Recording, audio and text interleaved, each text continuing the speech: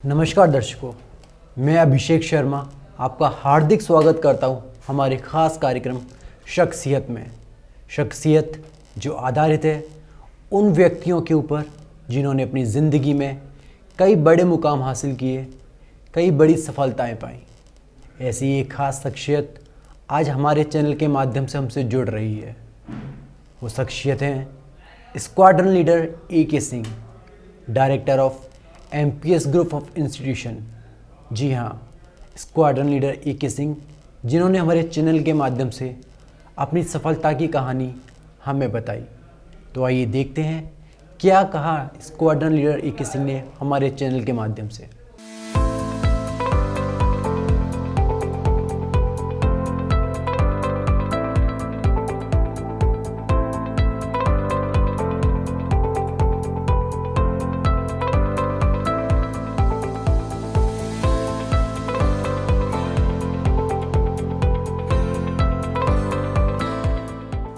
नमस्कार दर्शकों, मैं अभिषेक शर्मा आपका हार्दिक स्वागत करता हूं हमारे ख़ास कार्यक्रम शख्सियत में।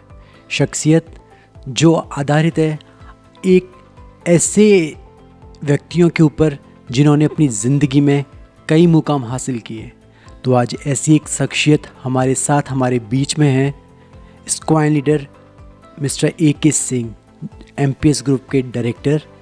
सर, हमारे कार्यक्रम में आपका बहुत बहुत स्वागत है।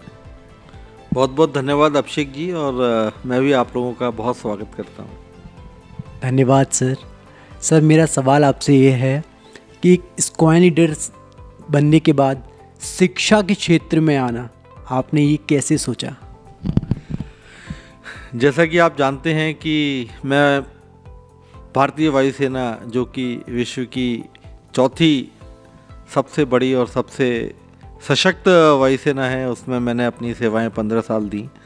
और भारतीय वायुसेना में काम करने के दौरान मुझे लगा कि मुझे समाज के लिए, अपने शहर के लिए और उन लोगों के लिए जिनको कि मेरे योगदान की ज़रूरत है, कुछ और भी काम करना चाहिए। तो मैंने निश्चय किया कि मैं भारतीय वायुसेना से सेवानिवृत्ति लेकर शिक्षा के क्षेत्र में, समाज सेवा के क्षेत्र में काम करूं, जिससे कि मैं समाज के उन लोगों के लिए कुछ कर सकूं जिनको, और ख़ासकर युवाओं के लिए, महिलाओं के लिए, बच्चों के लिए, जिनको कि कुछ अच्छे काम की ज़रूरत है। जी बिल्कुल, आपने बहुत अच्छी बात कही कि आप शिक्षा के क्षेत्र में आना चाहते थे और हमारे बच्चों को शिक्षा देना चाहते थे। तो सर, जैसा कि आपने शिक्षा के क्षेत्र में आकर एक शिक्षण संस्थान खोला, तो उसके लिए आपको कुछ तो संघर्ष करना पड़ा होगा। जी बिल्कुल सही कहा आपने, क्योंकि आप जानते हैं कि आजकल कंपटीशन का ज़माना है, और जब भी कोई आप नए फील्ड में कदम रखते हैं तो आपको चैलेंजेस, आपको कंपटीशन का सामना करना पड़ता है। तो शिक्षा में भी आप जानते हैं कि अच्छा शिक्षण संस्थान बनाने के लिए फिर बहुत मेहनत करनी पड़ती है, बहुत संघर्ष करना पड़ता है, और निश्चित रूप से बहुत सारे लोगों को अपने साथ जोड़ना होता है, और बहुत सारे ऐसे काम करने पड़ते हैं जो कि आपको अपने मुकाम तक पहुंचा सकें। तो वही हमने करने की कोशिश की, और निश्चित रूप से सफलता हमारे साथ चलती है। बिल्कुल सही कहा सर आपने कि आपके संघर्ष की वजह से आज MPS कॉलेज और MPS वर्ल्ड स्कूल दोनों ही अपने आप में एक मुकाम पर पहुंच चुके हैं, और यहाँ बच्चों में बहुत क्रेज़ रहता है आपके इंस्टीट्यूट, आपके कॉलेज, आपके स्कूल को लेकर।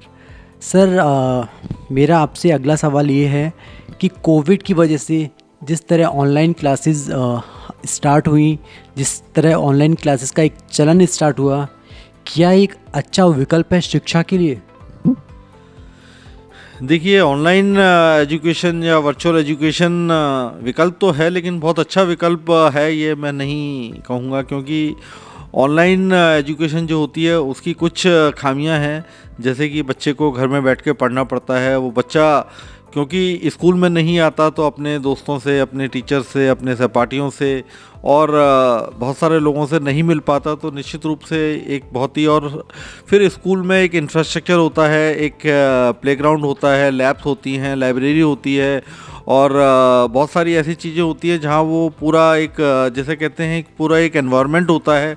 शिक्षा के साथ साथ अपने जो व्यक्तित्व के विकास का, वो व्यक्तित्व का विकास जिसे पर्सनालिटी डेवलपमेंट कहते हैं आप, उसके लिए काफ़ी ऑनलाइन एजुकेशन में दिक्कतें आती हैं और लेकिन कोविड की वजह से मजबूरी थी तो ऑनलाइन एजुकेशन को आगे बढ़ाना पड़ा, लेकिन अब धीरे धीरे चीज़ें सामान्य हो रही हैं और मुझे लगता है कि निश्चित रूप से बच्चे नए माहौल में, नए एनवायरनमेंट में आगे बढ़ेंगे।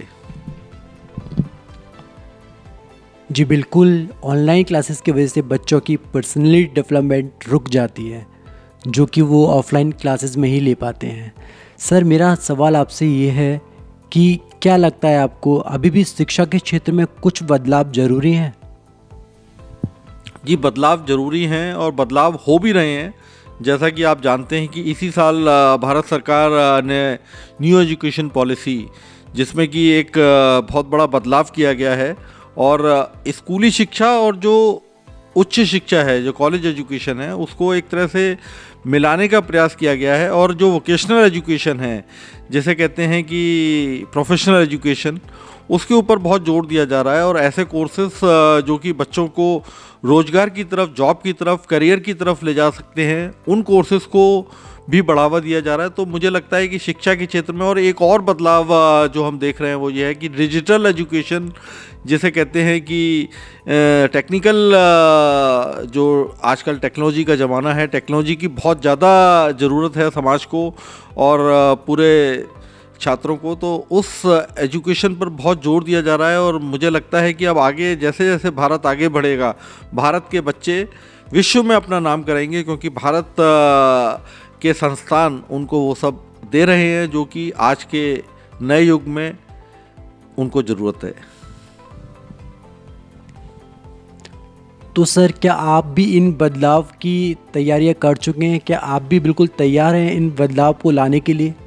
जी बिल्कुल, जैसा कि आप जानते हैं कि मैं भारतीय वायुसेना से आता हूं, जो कि विश्व की चौथी सबसे बड़ी वायुसेना है। तो वायुसेना क्या है, पूरा एक टेक्नोलॉजी का एक वो है। आप चाहे राफेल ले लीजिए, सुखोई 30 ले लीजिए, चाहे आप जगुआर ले लीजिए, मिराज ले लीजिए, चाहे आप कोई भी मिसाइल, रडार, कोई भी आप सिस्टम उठा के देखेंगे, वहाँ पर एक उच्च तकनीक और जिसे कहते हैं state of the art technology से ही भारतीय वायुसेना चलती है। तो तकनीक, टेक्नोलॉजी शुरू से मेरे जीवन को प्रभावित करती रही है और यहाँ भी हम आईटी पर बहुत फोकस करते हैं, डिजिटल क्लासेस पर बहुत फोकस करते हैं, स्मार्ट क्लासेस पर बहुत फोकस करते हैं और हम चाहते हैं कि हमारे जो शिक्षक हैं वो सब इस काम में ट्रेंड हों और बच्चे भी निश्चित रूप से कुछ भी सीखें, क्योंकि आजकल अगर हम टेक्निकल एजुकेशन या टेक्नोलॉजी इन एजुकेशन का सहारा नहीं लेंगे तो हम बहुत पिछड़ जाएंगे। किंडल, अमेज़न किंडल करके और बहुत सारे ऐप्स आते हैं जो कि आपको घर बैठे ही आपको अपने हाथ में ही पूरी लाइब्रेरी प्रोवाइड करते हैं। तो शायद टेक्नोलॉजी की आज बहुत विशेष ज़रूरत है समाज को और शिक्षा को। जी बिल्कुल। तो सर, ये तो आपकी प्रोफेशनल लाइफ के बारे में हम पूछ रहे थे। अब मैं थोड़ा सा आपको पर्सनल लाइफ के बारे में पूछना चाहूँगा। जैसा कि कहा जाता है कि हर एक कामयाब इंसान के पीछे एक महिला का हाथ होता है, तो क्या सर आपके पीछे भी एक महिला का हाथ है? जी, क्योंकि जब मैं एमएससी में पढ़ता था तो मेरी मुलाकात एक लड़की से हुई जिसका नाम नीलम था और तभी मैंने फ़ैसला किया कि मैं इस लड़की से शादी करूँगा। मैंने नीलम नाम की लड़की से शादी की, जो आज श्रीमती नीलम सिंह मेरी धर्मपत्नी, मेरी जीवन साथी हैं और मेरे 3 बच्चे हैं। मेरा बड़ा बेटा अक्षय, जो कि लंदन से अभी उसने MBA किया है, और 2 छोटे बच्चे हैं जो भी 7वीं क्लास में दिल्ली में पढ़ते हैं। तो इसलिए मैं सोचता हूँ कि ये भी एक बहुत ज़रूरी चीज़ है जीवन के लिए, एक सुखी परिवार का होना, अच्छे परिवार का होना, और परिवार के साथ जो लम्हे होते हैं उनको मैं पूरा एंजॉय करता हूँ। तो सर, जैसा कि आपने बताया कि नीलम मैम से आपकी शादी हुई, तो क्या नीलम मैम से आपको उतना ही सपोर्ट मिलता है जितना आप चाहते हैं, जितना आप व्यस्त रहते हैं उस समय वो आपको पूरा सपोर्ट करती हैं? जो नीलम सिंह जी हैं वो भी शायद वो भी एमएससी हैं, गोल्ड मेडलिस्ट हैं लाइफ साइंसेज में, और उन्होंने भी एक बहुत बड़ा मुकाम अपने जीवन में हासिल किया है। वो दिल्ली में बहुत बड़ा एक संस्था है आशा हॉस्टल्स प्राइवेट लिमिटेड, वो चलाती हैं, और वो भी एक बहुत ही successful entrepreneur, women entrepreneur you can say, कि एक जो वुमेन एम्पावरमेंट होता है, महिला सशक्तिकरण होता है, उसकी जीती जागती मिसाल हैं। अगली बार आप आएंगे तो उनसे आपका इंटरव्यू जरूर करवाएंगे। बिल्कुल सर। तो कहना गलत नहीं होगा कि एक कामयाब इंसान के पीछे एक महिला का हाथ होता है, लेकिन एक कामयाब महिला के पीछे भी एक इंसान का हाथ होता है, जो कि सर और मैम एक दूसरे को जिस तरह सपोर्ट करते हैं वो एक काबिल तारीफ़ है। सर, आपसे मेरा अगला सवाल ये रहेगा कि आप एक पति हैं और एक पिता भी हैं, तो क्या आप अपने बच्चों को, अपने परिवार को इतने बिजी शेड्यूल में टाइम दे पाते हैं? जी, मेरे जो परिवार है वो दिल्ली में रहते हैं, और काफ़ी मुश्किल होती है क्योंकि पहले वायुसेना में था, तो मेरी जो पोस्टिंग होती थी पूरे भारत में, और मैं भारत के अलावा और जैसे आजकल रशिया का बहुत विषय चल रहा है, रशिया, यूक्रेन, सब जगह रहा हूँ मैं, तो बहुत मुश्किल होता है वर्क लाइफ बैलेंस को बनाना, लेकिन बनाना तो पड़ता है यार। बिल्कुल सही बात है कि लाइफ में परिवार को और काम को दोनों के बीच बैलेंस बनाना बहुत ही ज़रूरी है। सर, जैसा कि आप जिस तरह से आप शिक्षा में भी आगे बढ़ रहे हैं, उस तरह आप समाज सेवा में भी आगे बढ़ रहे हैं, तो क्या आपने कुछ ऐसे कार्य किए हैं समाज के लिए जो आप हमसे साझा करना चाहेंगे? जी, समाज हमारे एक सशक्त राष्ट्र की नींव है। अगर हमारा समाज समृद्ध होगा, समाज हमारा उन्नत होगा, तो निश्चित रूप से हमारा देश भी आगे बढ़ेगा। तो समाज सेवा हर इंसान को करनी चाहिए, जो लोग सक्षम हैं, चाहे वो पैसे से करें, चाहे वो मेहनत से करें, चाहे वो किसी भी तरीके से करें।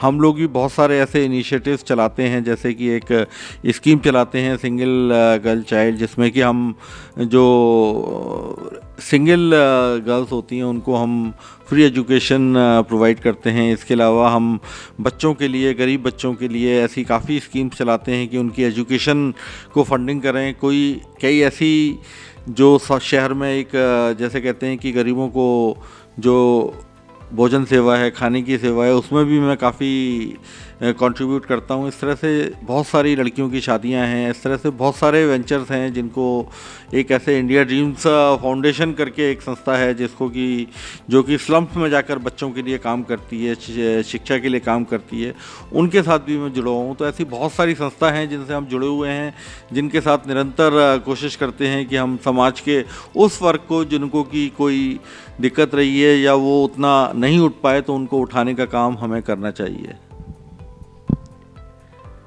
जैसा कि सर आप शिक्षा के क्षेत्र में बहुत अच्छा काम कर रहे हैं, समाज सेवा के क्षेत्र में भी आप बहुत अच्छा काम कर रहे हैं, आपने कई अवार्ड्स भी लिए हैं इस चीज़ को लेकर। लेकिन मैं आपसे जानना चाहूँगा, ज़िंदगी का कोई ऐसा पल जो आपको सबसे यादगार लगता हो? ज़िंदगी का जो सबसे अच्छा पल है वो तो ज़िंदगी पूरा ही एक याद है, एक पूरी ज़िंदगी जिसे कहते हैं कि। और जब मैं एयरफोर्स में था तो एक गाना अक्सर हम लोग गाते थे, न जाने कौन सा पल, न जाने कौन सा पल, मौत की अमानत हो, हर एक पल की खुशी को गले लगा के जियो। तो हर एक पल की खुशी जो होती है, every moment of this life is important, every moment of this life is very precious, और उसको एंजॉय करना चाहिए, उसको पूरी तरीके से सार्थक बनाना चाहिए। यही जीवन का उद्देश्य होना चाहिए। जैसा कि सर ने बताया कि जीवन का उद्देश्य होना चाहिए कि हर पल की खुशी आपको लेनी चाहिए, हर पल को आपको जीना चाहिए। सर, मेरा आखिरी सवाल आपसे कि आप हमारे दर्शकों को एक मोटिवेशनल क्या मैसेज देना चाहेंगे? मैं यही कहना चाहूँगा कि दोस्तों, ज़िंदगी को पूरी तरीके से, ज़िंदगी को पूरी शिद्दत के साथ, पूरी जैसे कहते हैं कि पूरी हौसले के साथ, पूरे जुनून के साथ जीना चाहिए। ज़िंदगी में दिक्कतें आती हैं, परेशानियां आती हैं, लेकिन आपका जो हौसला है, आपकी हिम्मत है, वही आपके काम आता है। और अच्छे दोस्त बनाने चाहिए, ज़िंदगी में अच्छा म्यूज़िक सुनना चाहिए, अच्छे लोगों के साथ उठना बैठना चाहिए। ज़िंदगी को हमें पूरी तरीके से सार्थक करना है। अगर जीवन को हमने इसी तरीके से वेस्ट किया तो फिर जीवन मिलने का कोई लाभ नहीं है। इसलिए enjoy life, live life and live life like a royal person, like a wonderful person. Enjoy your life. God bless. बहुत बहुत धन्यवाद सर, हमारे खास कार्यक्रम में शख्सियत में हमसे मिलने के लिए और बहुत अच्छा सुझाव और बहुत अच्छे अनुभव अपने साझा करने के लिए। तो दर्शकों, ये थे हमारे साथ square leader doctor A K. Singh, जिन्होंने ज़िंदगी के हर अनुभव हमसे साझा किए। ऐसे ही आगे भी हम आपको ऐसी हस्तियों से मिलाते रहेंगे।